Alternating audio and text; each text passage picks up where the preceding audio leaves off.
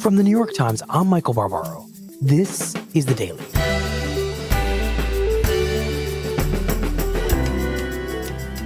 Today, President Trump continues to blame Democrats for his administration's practice of separating parents and children at the border. So why is one of his top aides, Stephen Miller, claiming credit?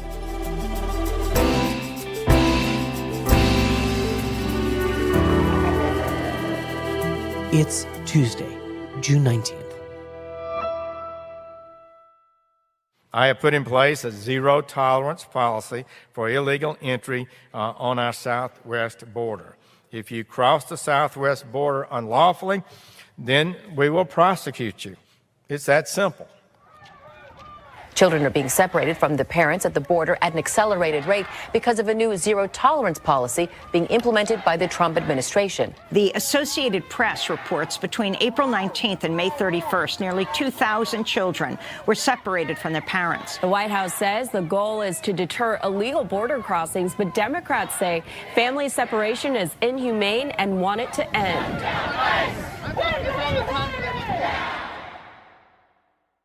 Julie, you talked recently with Stephen Miller, President Trump's domestic policy advisor, about this very controversial situation playing out at the border with parents and children being separated.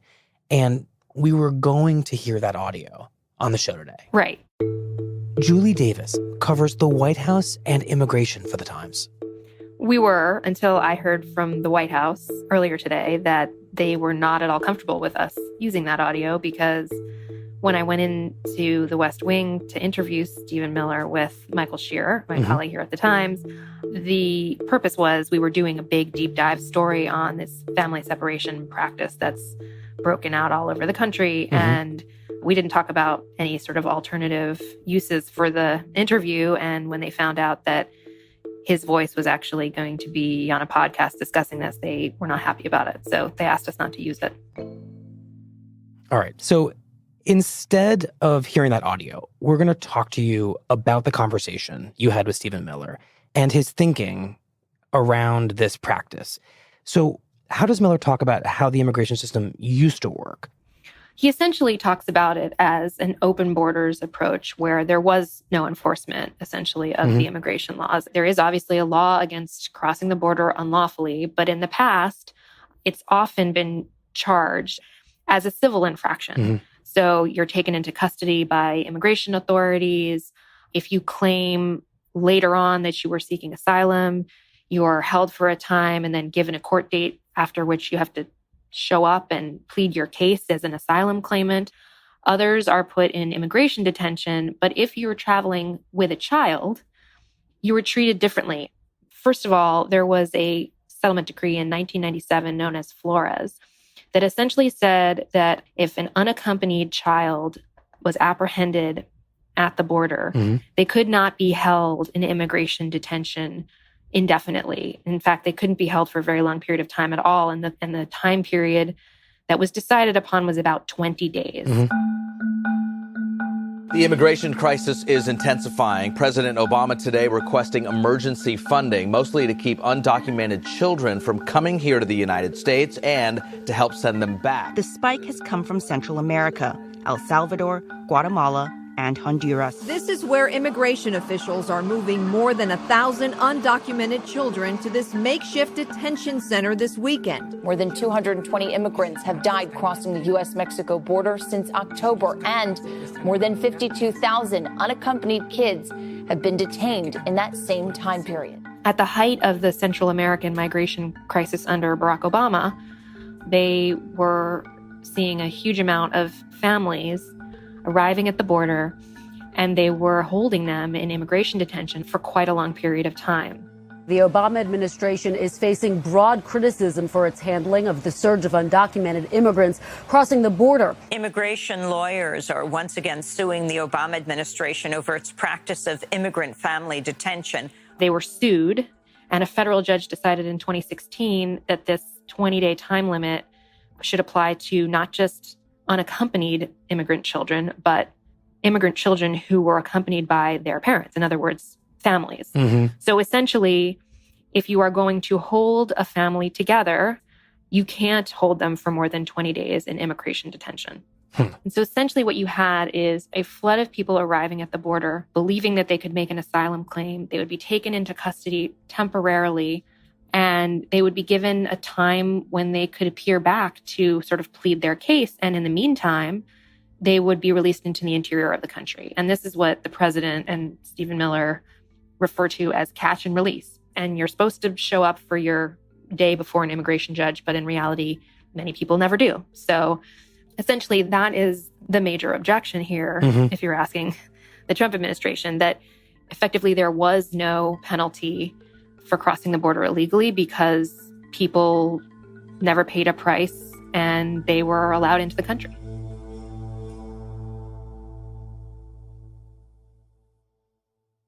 So are most of them crossing the border to seek asylum, or are they trying to sneak undetected into the country and just being caught?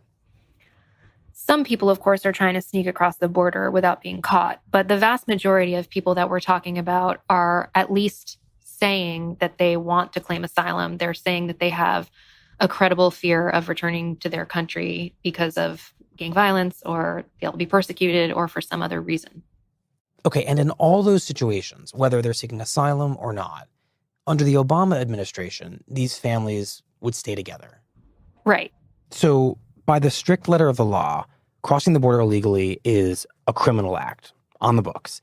But in the past, before President Trump, it often wasn't prosecuted as a criminal act. And the result of that was that by prosecuting it as a civil violation, many people were released into the U.S. and they effectively succeeded in crossing the border into the U.S.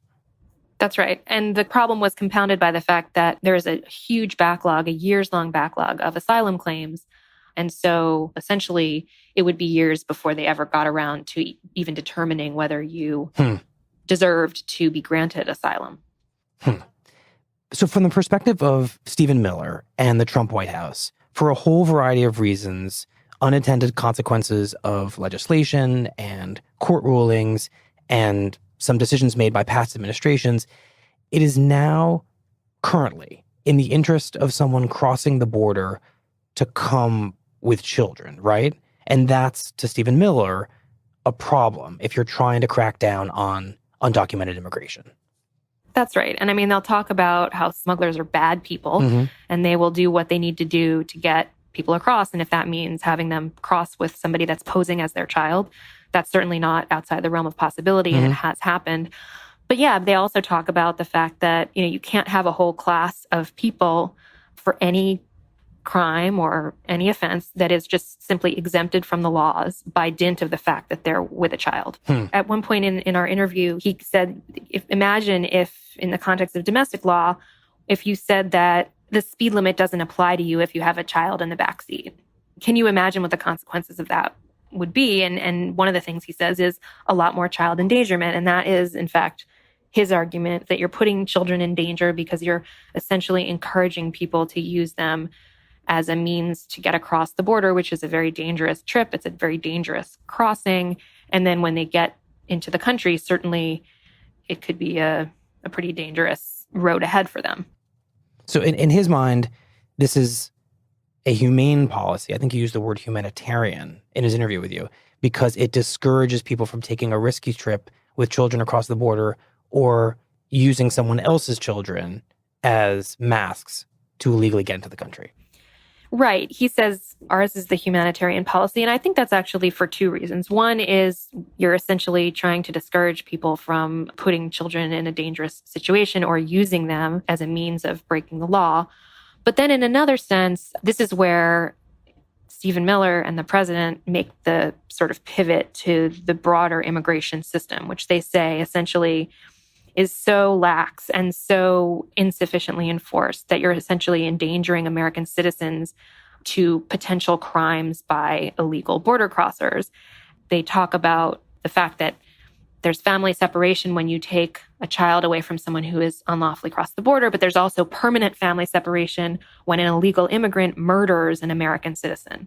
If you really care about families, if you really don't want families to be broken apart, you really need to fix the system and do all of the things the president has asked for, including build a wall, including make it more difficult to be eligible for asylum in this country, including cutting legal immigration and all of these other things that have really nothing to do with the current crisis. So this is also an act of humanitarianism, according to Stephen Miller, on behalf of the American people. Indeed. So this does seem like a genuinely challenging problem for the federal government.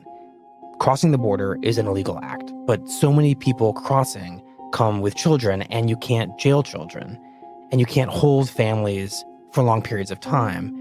And there's this tremendous administrative backlog. So it does feel like an impossible situation.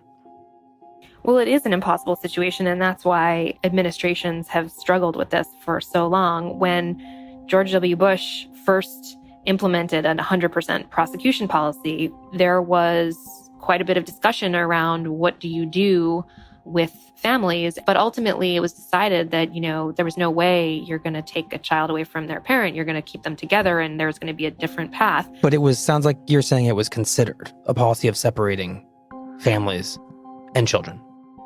It's always been on the table. There's no question that it's always been on the table. My colleague, Michael Shear, talked to the domestic policy advisor under Obama, Cecilia Munoz, and she said, we basically talked about it for about 5 minutes and thought, well, we just can't do that. That's not who we are.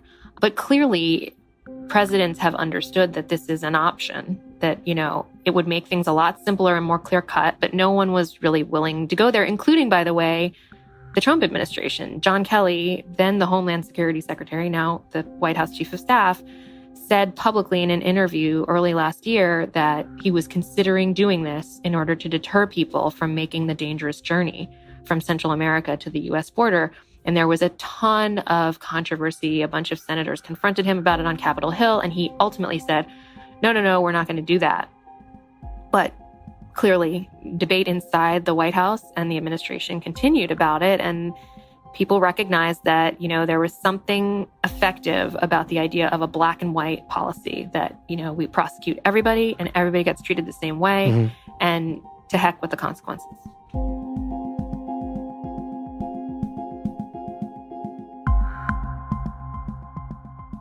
We'll be right back.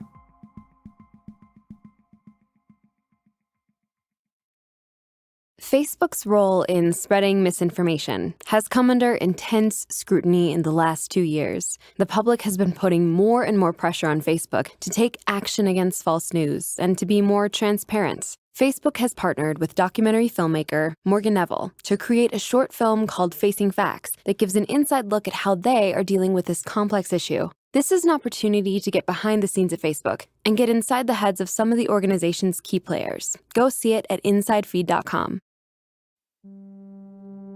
Julie, what does that actually look like on the ground once it's deployed? It's pretty grim. I mean, basically what's happening is you have people coming across and they're being arrested and taken, in most cases, to federal prisons, and their children are being taken into immigration detention at first. You've seen some of the pictures of these facilities. They're, in one case, in a converted Walmart.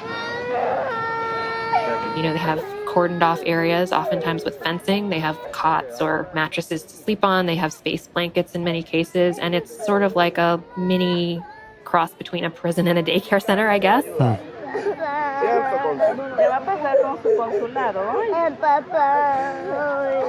And they're held there. And then, ultimately, the idea is that the government has to transfer them to the least restrictive setting as soon as possible. And in many cases, they're trying to place them with foster parents, either family members who are legally in the United States who they can go stay with, or people who are willing to take them in until they can be reunited with their parents.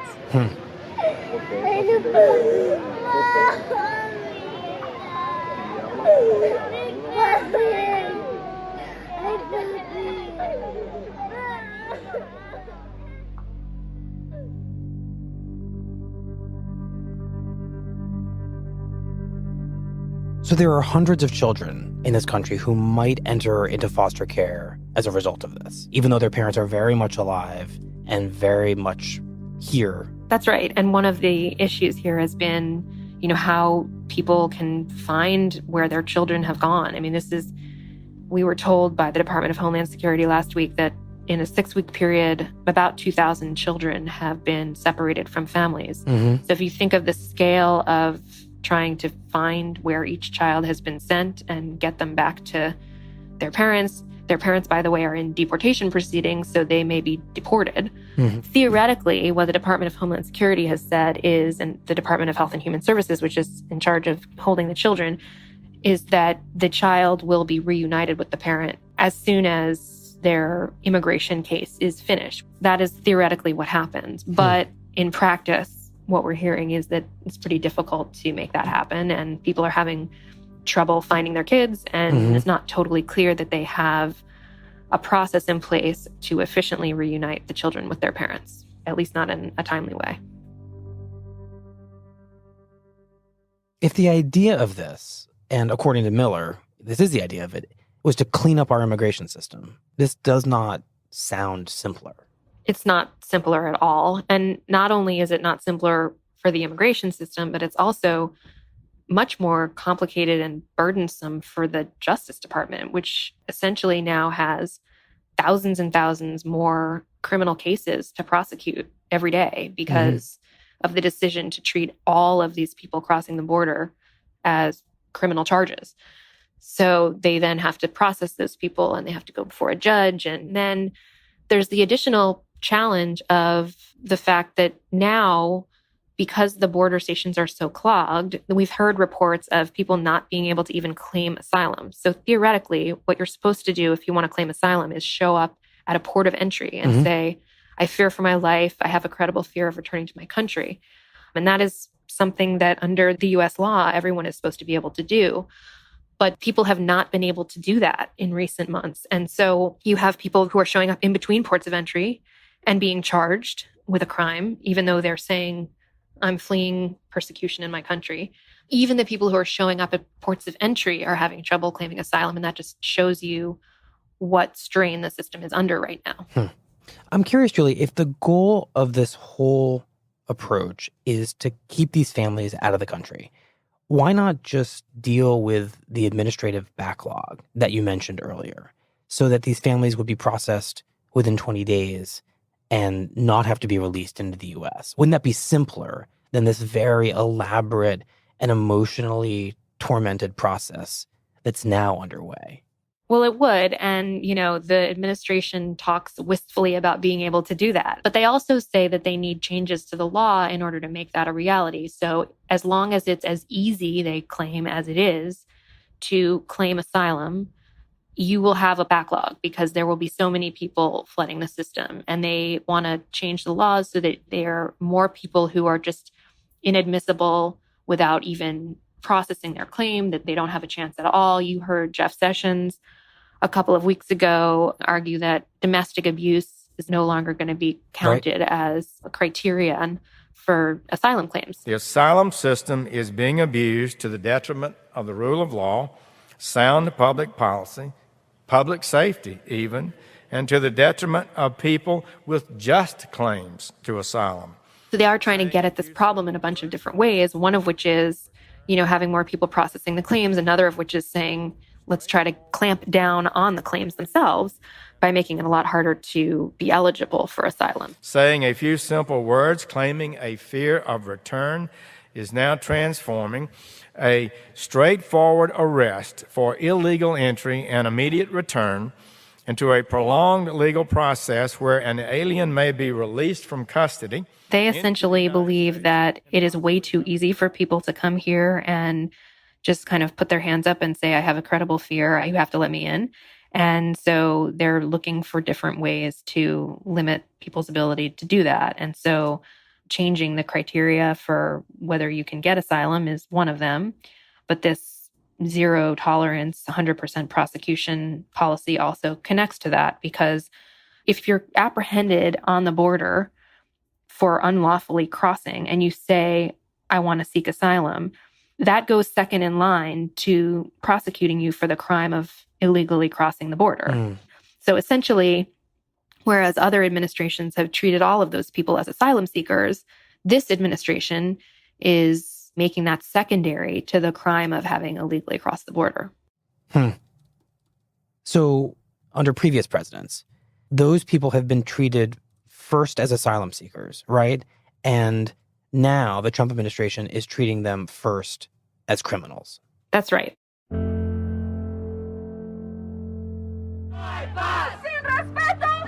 Outraged by the Trump administration's policy of taking migrant children away from their parents, protesters rallied in Los Angeles. No borders, no nations, stop deportation. Julie, do you think that the Trump administration predicted that there would be this outrage to this practice of separating parents from children at the border?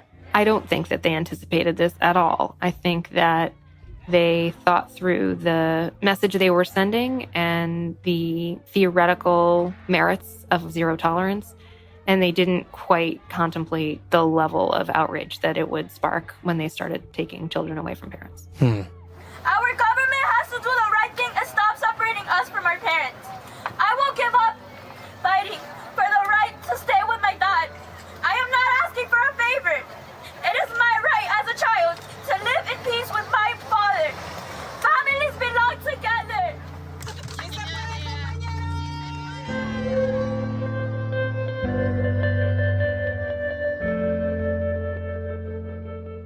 Do we think it's possible that Trump didn't quite understand what the result of zero tolerance would actually be? That enforcing immigration law sounds good, but he didn't really know that the result would be separating parents from children. But Stephen Miller did understand that. I think that's entirely possible that he said, I want zero tolerance. And they said, great, we'll do zero tolerance. And they didn't get into the nitty gritty of, well, that means, zero tolerance for infants and their mothers, zero tolerance for, et cetera, et cetera. It is the case, though, that, it's been pretty clear now for weeks what the logical end result of this has been. And, contrary to what he says, that he needs the Democrats to change the laws, and he could tomorrow instruct the Department of Homeland Security to start making exceptions for parents traveling with minor children. But I do think that the president, although he doesn't like to take credit publicly for it, tends toward the Stephen Miller school of thought that, this is a tough love thing. We need to get control of this system. If this is what it takes to do it, this is what it takes. And I would never want to predict whether he's going to pull back on this, because I think that the level of outrage that we're seeing around the country is pretty extraordinary.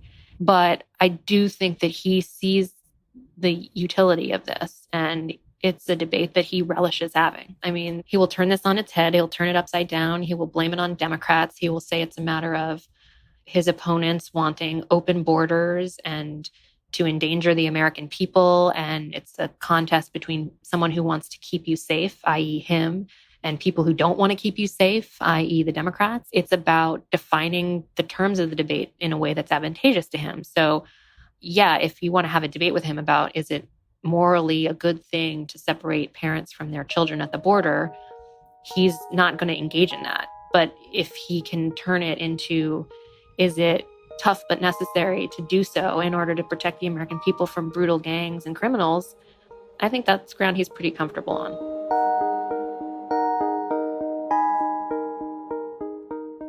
Julie, thank you very much. Thank you, Michael.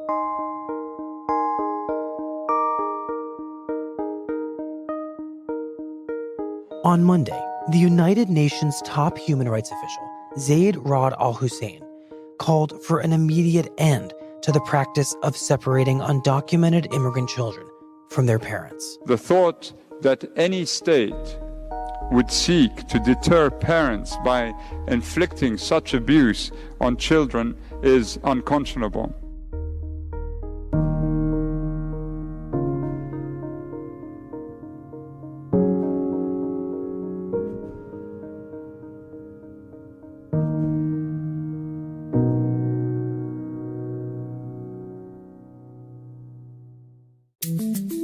Here's what else you need to know today.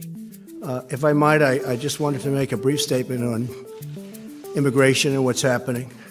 On Monday, at a meeting of the National Space Council, President Trump opened by doubling down on his claim that Democrats are responsible for separating children from their parents at the border, before making an unrelated announcement. My administration is reclaiming America's heritage as the world's greatest spacefaring nation.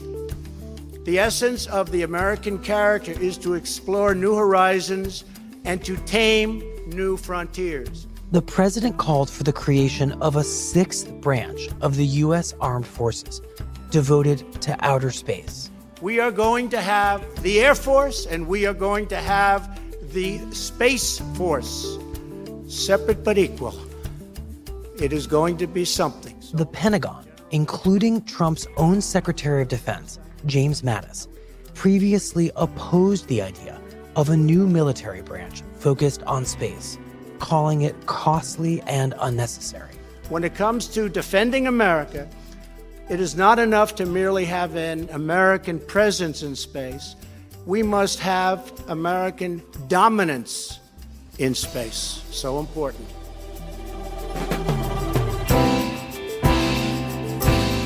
That's it for The Daily. I'm Michael Barbaro. Special thanks to ProPublica for letting us use the audio from inside a detention center. See you tomorrow. The Daily is brought to you by TD Ameritrade. When it comes to investing, each of us does it our own unique way. Some of us want to go it alone. Others might prefer some guidance. Regardless of your style, TD Ameritrade is always creating new solutions to help you.